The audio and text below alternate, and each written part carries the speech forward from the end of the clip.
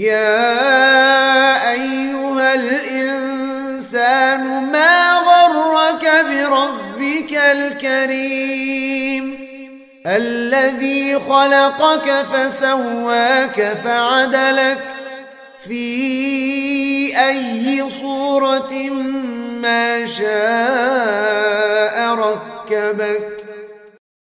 Adapun kegiatan beliau di rumah, ya, para sahabat tidak mengetahui. Ya. Para sahabat hanya mengetahui bagaimana kegiatan Nabi SAW ketika di luar rumah, ketika di masjid, ketika safar. Tapi dalam rumah mereka enggak tahu. Mereka tanya kepada istri-istri Nabi SAW tentang ibadah Nabi, solat malam Nabi. Ya, mereka tanya kepada istri-istri Nabi SAW. Jadi yang tahu adalah istri Nabi SAW.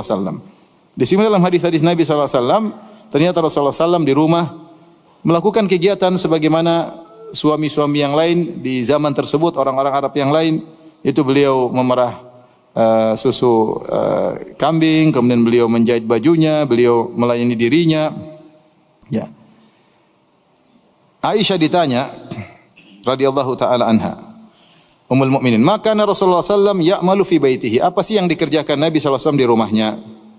Faqalat kana basharan minal bashar yafli thawbahu wa yahlubu syatahu wa yakhdumu nafsahu. Beliau adalah manusia sebagaimana yang lain. Ya.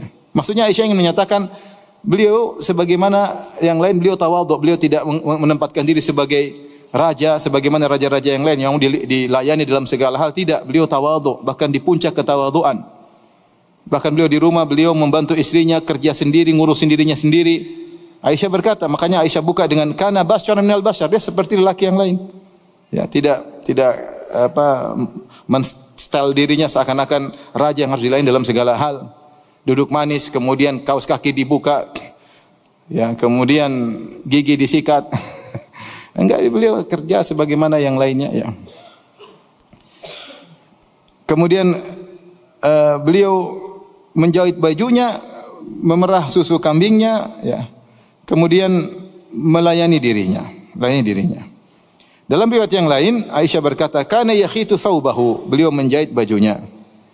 Wa yakhsifu na'lahu, dan beliau menjahit sendalnya. Itu sendal dari kulit ditempel, digabung, kemudian dijahit. Jadi agak tebal. Rasulullah kerjakan, ya, namanya yakhsifu na'lahu. Wa ya'malu ma ya'malu rijal fi buyutim. Sebagaimana suami-suami yang lain, para lelaki kerjakan di rumah mereka. Dalam riwayat yang lain, kata Al-Aswad, sa'altu Aisyata ma kana Nabi sallallahu alaihi wasallam yasna'u fi baitihi. Aku bertanya kepada Aisyah, apa yang dikerjakan oleh Nabi di rumahnya? Qalat, Aisyah berkata, kana yakunu fi mihnati ahlihi. Rasulullah SAW membantu istrinya. Mihnati ahli fi khidmati ahlihi. Rasulullah membantu istrinya. Fa idza hadaratis salatu kharaja ila salat. Kalau tiba waktu salat, beliau langsung pergi menuju salat. Ini perhatian bagi kita para suami, bahwasanya memang benar para wanita, ya, dianjurkan untuk berkhidmat kepada suami, ya, dan itu kebiasaan para sahabiyat, ya. Seperti diriwayatkan dari Fatimah radhiyallahu taala anha, bagaimana beliau membantu Ali radhiyallahu taala anhu, ya. Kerjaan dilakukan oleh Fatimah datang dalam riwayat-riwayat dalam Fathul Bari disebutkan, ya, kata Ali radhiyallahu anhu, kanat indi Fatimatu bintu Nabi sallallahu alaihi wasallam, ya. Istri saya Fatimah, putri Nabi sallallahu alaihi wasallam. Fajarrat birraha hatta atharat biyadiha. Dia menggiling alat raha, itu alat penggiling gandum, batu gede 2 didorong, ini berat, ya. Sampai beri pengaruh kepada tangannya. Sampai disebut dalam hadis ishtakat Fatimatu majla yadiha, yaitu Fatimah mengeluh tentang tangannya mengalami majal. Majal itu 2 sifatnya, taqti, yaitu kayak pecah-pecah, kemudian ghilaf, yaitu jadi ngapal. Itu tidak layak bagi tangan perempuan karena megang batu kemudian giling batu. Fatimah putri Nabi sallallahu alaihi wasallam, ini kerjaan pertama. Yang kedua, kata Ali bin Abi Thalib, wastaqat bil qirbah hatta atharat fi unuqiha. Fatimah ngambil air dari sumur pakai timba, ya, sampai lehernya sakit, ya.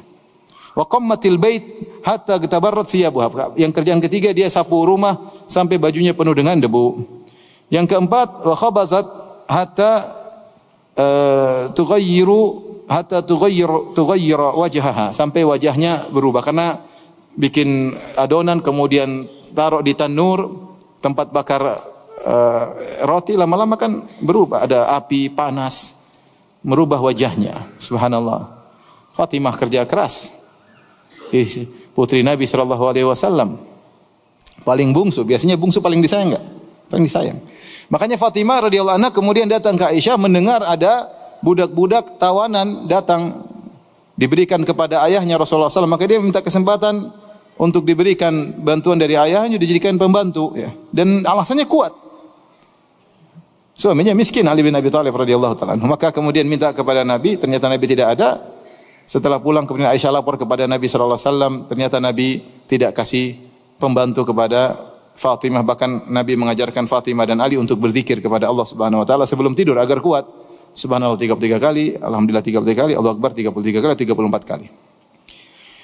Disebut dalam riwayat Rasulullah berkata, bagaimana saya berikan membantu kepada Fatimah sementara fuqara usuffah, orang-orang yang miskin yang tinggal di Sufah kelaparan. Mending ini budak saya jual, hasilnya saya berikan kepada mereka. Rasulullah SAW mengajarkan kepada putrinya untuk hidup zuhud dengan bersabar. Ya. Bahkan dia berkata Rasulullah dengan kalimat yang indah, hendaknya dihafal oleh para wanita. Kata Rasulullah, isbiri ya Fatimah, sabarlah wahai Fatimah. Inna khairan nisa allati nafa'at ahlaha. Sebaik-baik wanita adalah yang bermanfaat bagi keluarganya. Sebaik wanita adalah yang paling bermanfaat bagi keluarganya, yang bantu keluarganya. Ya. Oleh karena seorang wanita ketika kerja di rumah, ngurus anak, bersihkan rumah, ya, dia merasa ini adalah pekerjaan terbaik. Rasulullah mengatakan khairun nisa, sebaik-baik wanita itu membantu keluarganya, membantu keluarga. Ini contoh Fatimah radhiyallahu taala anha. Kemudian juga dalam contoh yang lain, ya, seperti Asma binti Abi Bakar, ya, ketika dinikahi oleh Zubair bin Awam. Zubair bin Awam sangat miskin, ya. Bahkan Asma berkata, "Tazawwajani Zubair wa ma lahu fil ardi min malin wala mamlukin wala syai'." Ya. Ketika Zubair menikahiku, dia tidak punya apa-apa, tidak punya harta, tidak punya tanah, tidak punya budak, tidak punya sesuatu kecuali kudanya. Ghairu farasihi, kecuali ada kudanya. Fa kuntu a'lifu farasahu wa akfihi mu'natahu wa asusuhu adukun nawa linadhihi wa alifuhu wa astaqil ma wa akhrizul gharbahu wa ajinu lahum, dan seterusnya. Beliau berkata, maka saya bantu Zubair, saya yang kasih makan kudanya dan saya yang mengurusi kudanya. Wa asusuhu, itu saya urusin, saya kasih makan, saya kasih minum, saya latihkan, namanya siyasatu al-faras. Adukun nawa, aku tumbuk biji-bijian yang dibuang orang supaya jadi lunak untuk dimakan oleh hewan. Sampai dia yang bikin menjahit untuk bikin ember, ya. Jadi kerjaan, ya. Bahkan beliau berkata, ya, wa kuntu anqulun nawa min ardi Zubair allati aqta'aha Rasulullah sallallahu alaihi wasallam ala ra'si wa hiya ala thulutsai farsakh. Bahkan saya ngangkat nawa di tempat, kemudian saya jalan kaki dari tanahnya Zubair sekitar 2/3 farsakh, itu sekitar 4 kiloan saya angkat, ya. Ini bagaimana Asma membantu Zubair. Kata para ulama ketika menjelaskan hadis seperti ini, kata mereka para sahabat dulu sibuk, mereka berjihad, mereka berdakwah, sehingga pekerjaan rumah mereka tidak sempat untuk ngurusin. Dan istri-istri mereka mengerti bahwasanya suami mereka lagi sibuk, ada kemaslahatan yang besar, sehingga mereka yang ngurusin pekerjaan rumah. Maksud saya para wanita, ya, bekerja di rumah dan para laki berusaha membantu sebisa mungkin. Ya, sebagaimana Nabi sallallahu alaihi wasallam, beliau membantu istrinya, kana fi mihnati ahlihi. Beliau membantu istrinya, ya. Artinya apa? Beliau bantu ngurusin rumah, ya, sampai merasin susu kambing, sampai jahit baju, sampai jahit sendal, ya. Jadi tidak masalah seorang suami bantu istri. Istri punya anak, mungkin lagi cebok, lagi capek, anaknya mau dicebok, dia lagi capek, "Bi, gantian dong." Siap, ganti. Sekali-sekali enggak apa-apa, jangan terus-terusan, sekali-sekali. Kata istrinya, "Abi pintar juga ya nyebok anak, ya. Terusin, Masya Allah." Enggak gitu kali, ya sekali oke lah. Jangan terus-terusan, jadi nanti suami jadi tukang cebok anak, enggak benar, ya. Sekali-sekali nyuciin piring, oke lah. Jangan terus-terusan, ya. Ya kita lihat istri kita capek, maka kita bantu kita tawadhu terhadap istri sebagaimana Nabi SAW tawadhu terhadap apa? Istrinya. Ya. Mau bilang Aisyah kerjaannya apa sih? Enggak ada anak. Artinya Aisyah bisa ngerjain semua, bisa enggak sebenarnya? Bisa, enggak ada anak. Kalau Aisyah susu bisa aja Rasulullah begitu ya. Tapi Rasulullah enggak begitu. Apalagi istri kita yang ada anak, yang ngurus anak tentu uzurnya lebih besar. Ini Aisyah yang enggak punya anak saja Rasulullah yang jahit baju, jahit sendal, kemudian merah susu ya. Aisyah tentu kerjaan yang lain ya. Itu pun Rasulullah tetap bantu. Mungkin tanpa diminta Aisyah Rasulullah SAW ikut membantu kerjaan istrinya cari pahala dengan husnul isyrah, dengan bagaimana bergaul yang baik terhadap istri. Maka ikhwan enggak apa kerja sama istri, bantu istri masak ya. Bantu istri masak itu bagian nyicipnya. Baik, kita lanjutkan. Adapun masalah makanan, Rasulullah SAW tidak pernah mencela makanan sebagaimana ma'ruf dalam hadis-hadis ya. Kata Abu Hurairah radhiyallahu taala anhu, "Ma'aban Nabi sallallahu alaihi wasallam ta'aman qat." Rasulullah SAW tidak pernah mencela makanan. In ishtahahu akalahu wa illa tarakahu. Rawahul Bukhari. Rasulullah SAW tidak pernah mencela makanan. Kalau dia suka dia makan, kalau enggak dia tinggalkan. Mencela makanan disebut oleh para syurahul hadis, maksudnya tidak mengatakan terlalu asin, terlalu kecut ya. Kurang garam lah. Beliau suka makan, enggak suka diam. Beliau tidak pernah komentar. Sebagian ulama mengomentari karena Nabi SAW tidak begitu perhatian sama makanan. Beliau bukan hobinya kuliner, tidak seperti kita. Kuliner ini. Rasulullah makan ada, makan enggak ya.